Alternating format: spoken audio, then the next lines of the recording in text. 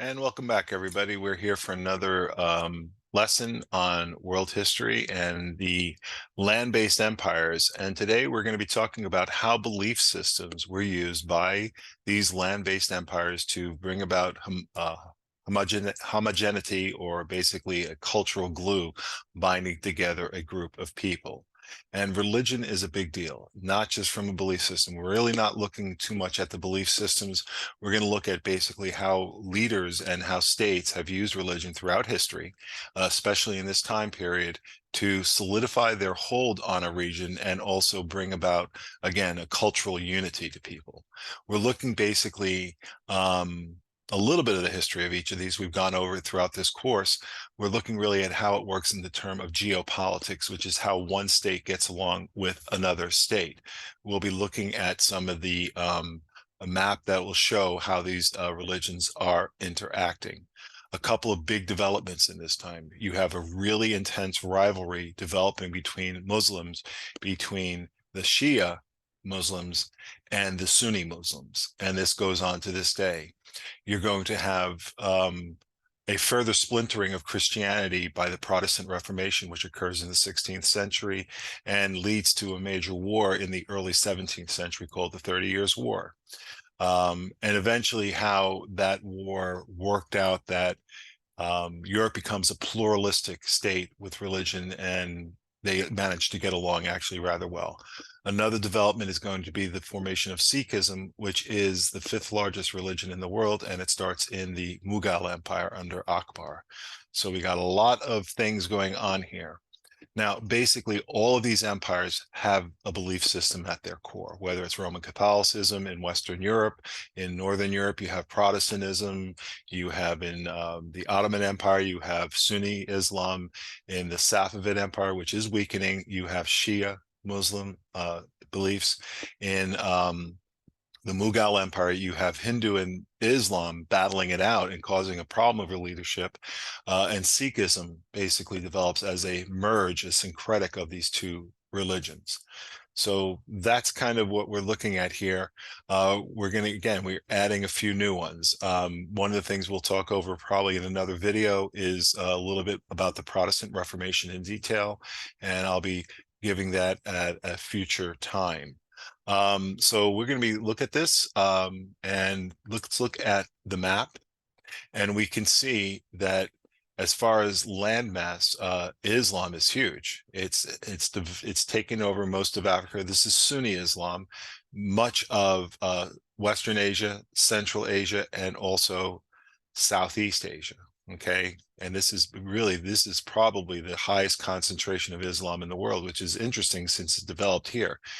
Right in the middle of it, you have the Safavids, and they are Shia Muslim, and they do not get along very well. It's an intense political rivalry that has gone on and still goes on to this day. Buddhism is giving a lot of continuity and cultural satisfaction in China. Buddhism is not necessarily believe in a deity, though. It's very much a belief system that does not necessarily rely on having a deity.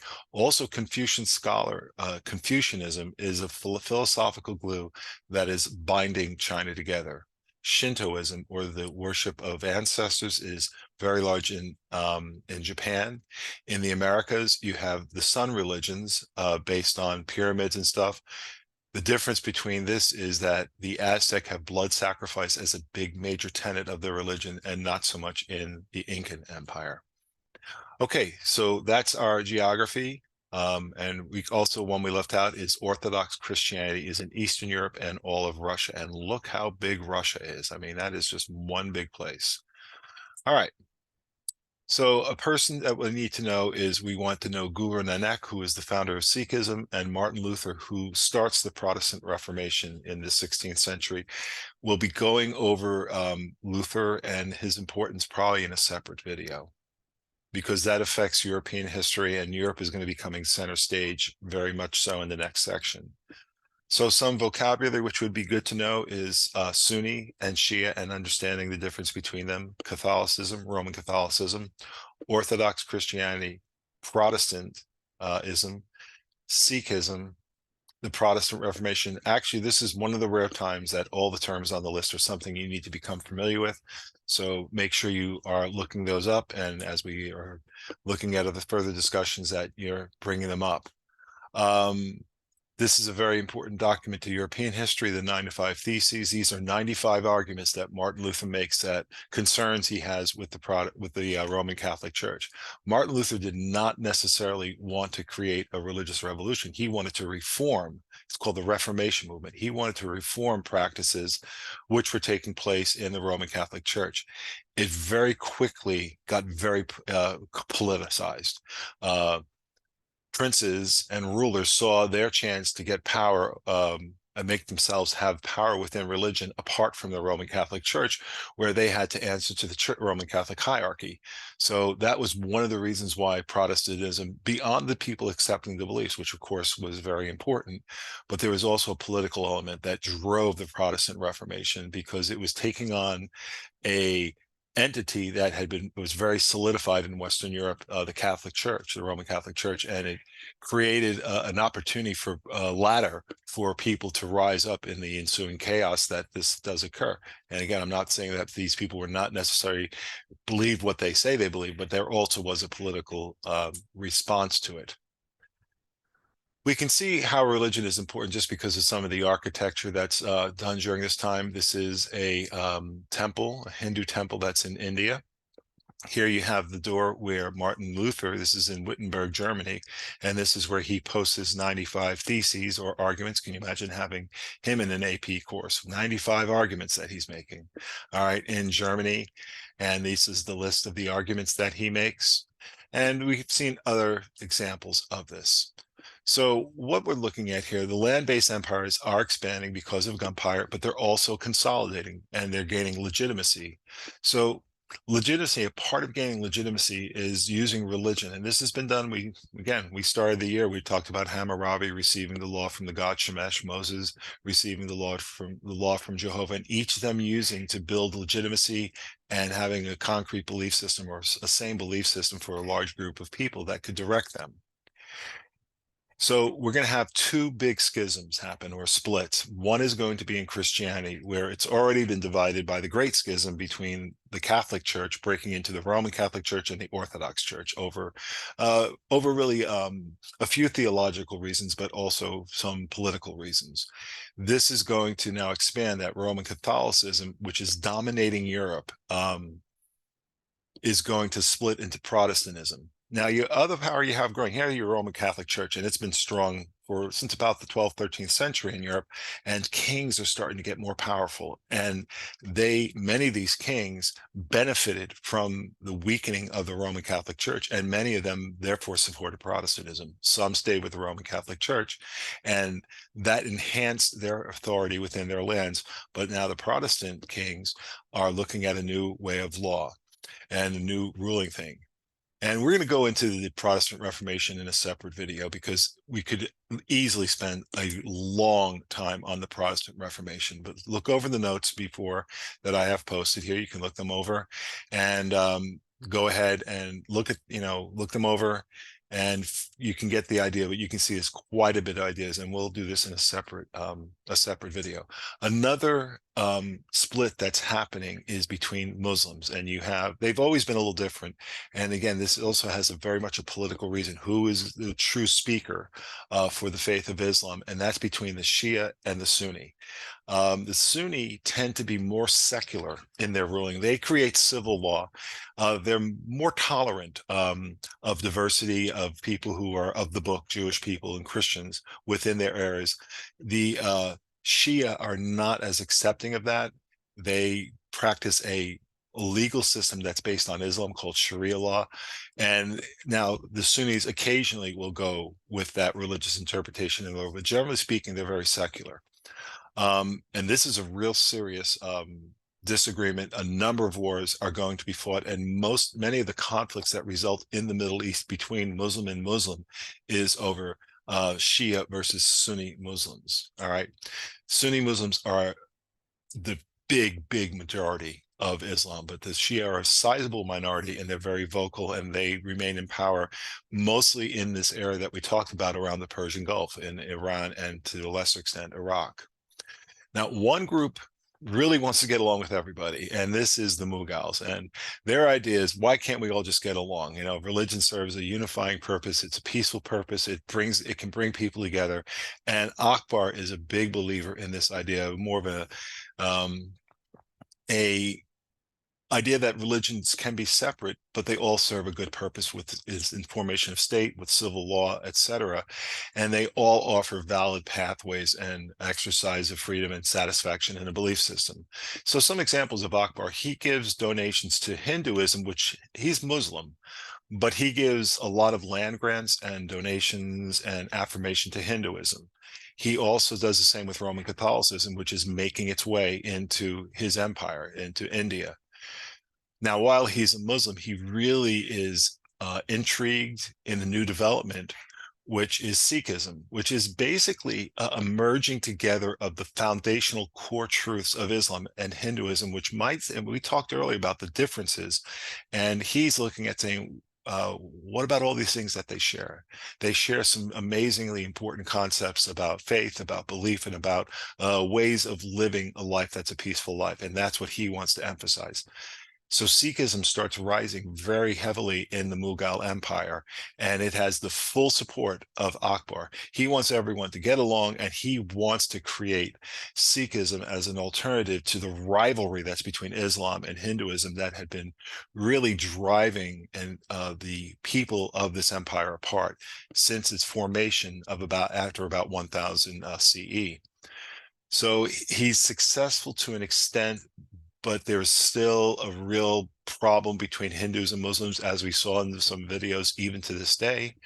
The country, when it gains its independence in the 20th century, they can't do that. They have to basically split the country up into India and Pakistan because of the deep diversity and differences in the religion. And if you read this primary source, you can see that there is a lot of angst and rancor between the Sunnis and the Shias. And the Sunnis are much more accepting of Sikhs because, again, they have a more secularized view of the society. Shia and Sikhism do not really get along very well. So let's just touch real fast on the historical context of this Protestant Reformation. Roman Catholicism has dominated for many years. Kings are starting to rise, and you also have the bubonic plague, which wipes out up to 50% of Europe, and a lot of people are kind of they tend to blame, and one thing they blame is the powers that be, either the king or the religion, which is the Roman Catholic Church.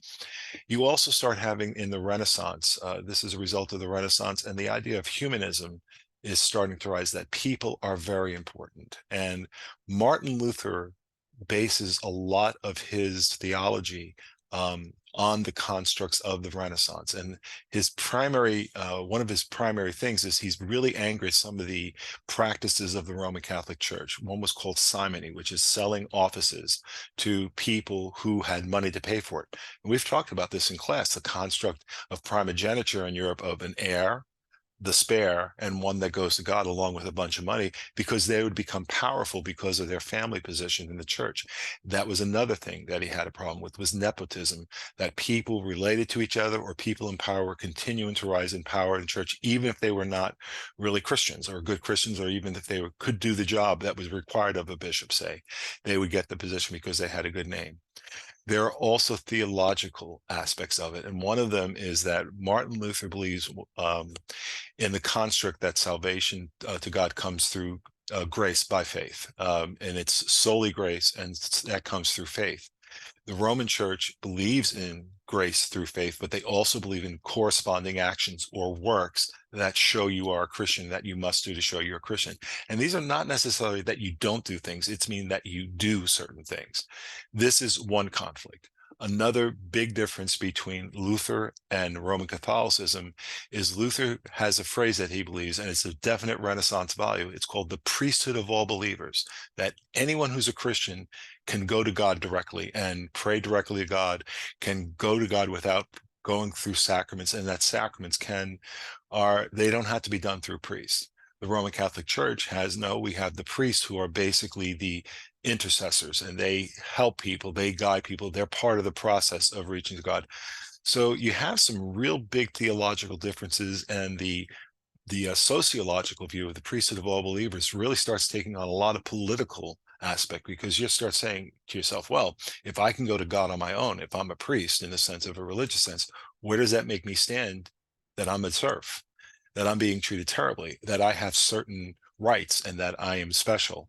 So there's real political aspects about this, and it quickly becomes very political. And then you have John Calvin, who comes along with other ideas, and he breaks away from Lutheranism and Catholicism with the construct of Calvinism, the main features of Calvinism, which is basically the concept of predestination, that certain people are elected by God to be the church. And that starts having some real mixtures.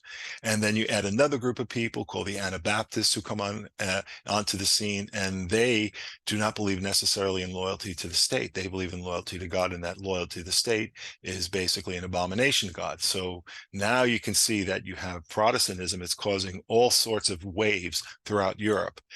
So the big difference is the schism in the Christian faith was from the bottom up. It was coming from ordinary people, and they were looking at things. Now Martin Luther was a monk, but he's not nobility. He's basically a priest, but he's not a layperson, but he's a commoner. In the other two religions, the Sunni and Shia, that conflict is who is going to rule. So it's top down it's coming from. So it's a little different approach. Sikhism is a mixture. You have a common person who's leading the movement, but the emperor is pushing it. So it's a little bit mixture. It's a little different than all three of these. So you have three big schisms, one in Christianity, one in Islam, and then Sikhism, which is trying to mend the fence between Islamic people and Islam and Hinduism. The fact is, all these rulers use religion in their areas to establish their authority. And this is going to create a lot of conflict. You're going to have a war break out in Europe, a horrible war called the 30 Years' War, where millions of people die over a course of 30 years. The end result is that Europe becomes a concept that people recognize the idea of statehood and sovereignty of states, and that states can make up their own minds, especially about religion. And there really hasn't been a major problem within the Christian of Europe since the 30 Years' War. Obviously, you have the Holocaust and World War II. That's a totally different situation, a political situation, not really to be confirmed with the internal conflict within a denomination. And it's really not as religious. It's more of a state against a certain group of people. Within the Islamic community, the Sunni and Shia still do not get along. They have not gotten along. There many, many wars have been fought. Sikhism has been a way that a lot of people have found, especially in India, but throughout the world. It's a very large religion. It's centered still mostly in South Asia and India and that area, but it is a kind of a compromise religion in looking at the basic truths of God and trying to understand God through that way. And it's a little different again, that it's a mixture of coming from bottom up, but also top down to pushing it. So that's what we have. Remember, three ways that these states they have their control is through gunpowder, how they got power and how they can keep it at times. Then through legitimization by bureaucracy, and controlling taxes and building things, and then finally control the people by a common cultural aspect of religion has been a dominant feature from the 13th century or the 15th century, and even in many ways to this day. Thank you. Have a great day. See you soon.